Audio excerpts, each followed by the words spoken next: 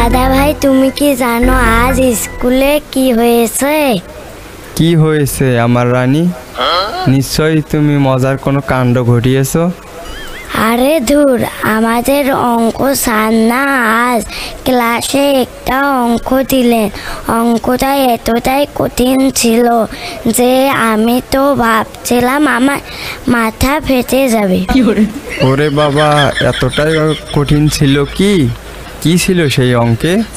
Sir বললেন, যদি তোমার কাছে 5টা আপেল থাকে আর আমি তোমার কাছ থেকে 2টা আপেল নিয়ে নেই, তাহলে তোমার কাছে কয়টা আপেল থাকবে?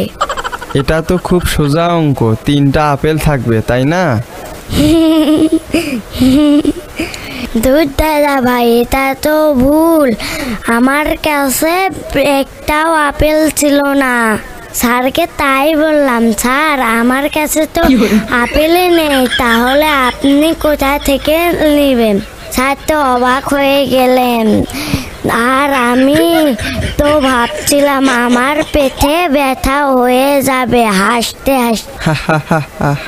এই র্যাগেট মেয়ে, তুই তো দেখি আমার থেকেও এক কাঠি সরেস। চল, তোর এই বুদ্ধির জন্য আজ আমি তোকে আইসক্রিম খাওয়াবো। ইয়েস, জানতাম তুমি সেরা দাদা ভাই।